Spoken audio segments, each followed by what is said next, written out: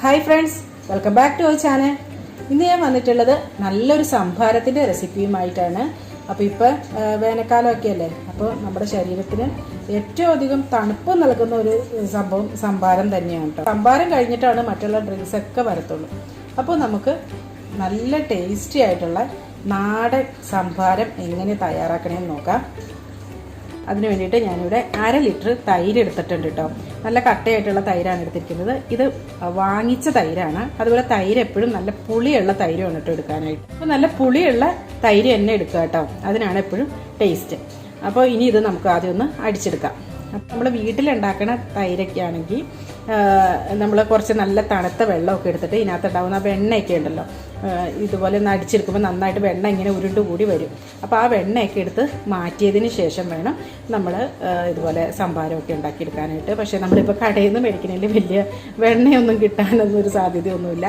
അപ്പോൾ അത് കാരണം കൊണ്ട് നമ്മളിത് വെറുതെ അടിച്ചെടുക്കുക കേട്ടോ. അപ്പോൾ ഈ അടിച്ചെടുത്തത് ഞാനൊരു പാത്രത്തിലായിട്ട് മാറ്റിയിട്ടുണ്ട്.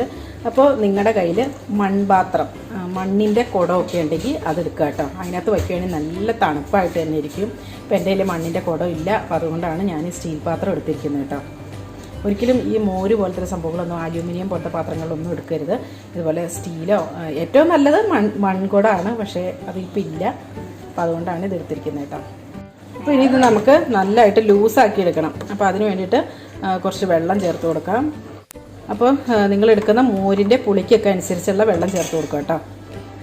പിന്നെ ഈ വെള്ളത്തിൻ്റെ സ്ഥാനത്ത് നമുക്ക് കഞ്ഞിവെള്ളമില്ലേ, കഞ്ഞിവെള്ളം ചേർക്കുകയാണെങ്കിൽ നല്ല ടേസ്റ്റാണ് കേട്ടോ.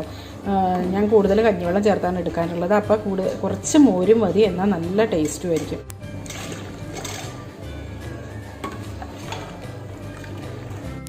ഇപ്പോൾ നമുക്ക് വേണ്ടുന്ന ഒരു പരുവത്തിലായിട്ടൊക്കെ വന്നിട്ടുണ്ട്. പിന്നെ വേണ്ടത് കുറച്ച് ചുവന്നുള്ളി, ഒരു ചെറിയ കഷ്ണം ഇഞ്ചി, 2 നാരകത്തിൻ്റെ ഇല, പിന്നെ കുറച്ച് കറിവേപ്പില, പിന്നെ മുളക്, കാന്താരി മുളകാണ് ഞാൻ എടുത്തിരിക്കുന്നത്. അപ്പോൾ ഇനി ഇതെല്ലാം കൂടി ഒന്നിച്ചങ്ങോട്ട് ചതച്ചെടുക്കാം.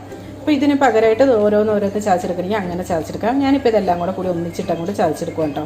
അതുപോലെ ഇത് നമുക്ക് കറിവേപ്പില ചതയ്ക്കാണ്ട് വേണമെങ്കിൽ കീറിയിരുന്നെങ്കിൽ അങ്ങനെ കീറിയെടുക്കാം കേട്ടോ. അപ്പോൾ ഈ ചതച്ചെടുത്തതൊക്കെ ഇതിനകത്തേക്ക് ചേർത്ത് കൊടുക്കാം. എന്നിട്ട് ഇത് ഇങ്ങനെ തന്നെ വേണമെങ്കിൽ ഇങ്ങനെ തന്നെ ഉപയോഗിക്കാം, അല്ലെങ്കിൽ നമുക്ക് അരിച്ചെടുത്തിട്ട് വേണമെങ്കിൽ അങ്ങനെ ഉപയോഗിക്കാം കേട്ടോ. അപ്പോൾ കുട്ടികൾക്കൊക്കെ കൊടുക്കുമ്പോൾ ചിലപ്പോൾ അരിച്ചെടുത്തിട്ട് ഉപയോഗിച്ച് വെച്ചാൽ മതി, കാരണം അവർക്ക് ഈ വായിലിങ്ങനെ തടയാന്നൊക്കെയുള്ള ഒരു തോന്നലൊക്കെ വരും. പിന്നെ മുളകിൻ്റെ അളവാണെങ്കിലും കുട്ടികൾക്ക് കൊടുക്കുമ്പോൾ കുറച്ച് കുറയ്ക്കുക കേട്ടോ. മിക്സാക്കി എടുത്തിട്ടുണ്ട്. അപ്പോൾ ഇനി നമുക്ക് ഇതിനകത്തേക്ക് വേണ്ടത് ഉപ്പിട്ട് കൊടുക്കാം.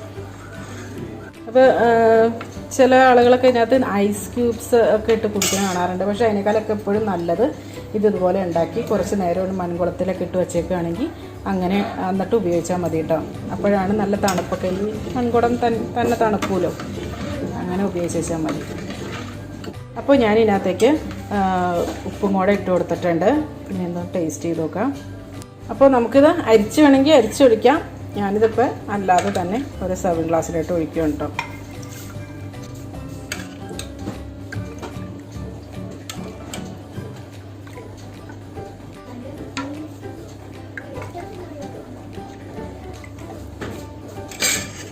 ഞാനിത് സെർവ് ചെയ്യണത് മണ്ണിൻ്റെ ഗ്ലാസ്സിൽ തന്നെയാണ് കേട്ടോ. അപ്പോൾ എൻ്റെ കയ്യിൽ ഇപ്പോൾ അതേ ഉള്ളൂ. മറ്റേ കുടം വേണമെങ്കിൽ അതും കൂടെ എടുക്കുകയാണെങ്കിൽ നല്ല അടിപൊളിയായിരിക്കും. ഫോട്ടോ എടുക്കുമ്പോൾ നല്ല ഭംഗിക്ക് വേണ്ടിയിട്ട് ഇതൊരു മണ്ണിൻ്റെ പ്ലേറ്റിലായിട്ട് മാറ്റിയിട്ടുണ്ട് കേട്ടോ. അപ്പോൾ അതാ നമ്മുടെ സംഭാരം റെഡി ആയിട്ടുണ്ട്. അപ്പോൾ ഇതെല്ലാവരും ഒന്ന് ട്രൈ ചെയ്ത് നോക്കൂ കേട്ടോ. അപ്പോൾ നല്ലൊരു റെസിപ്പിയുമായി വീണ്ടും കാണാം. എല്ലാവർക്കും നല്ലൊരു ദിവസം ആശംസിക്കുന്നു. Thank you for watching Aisha's creations.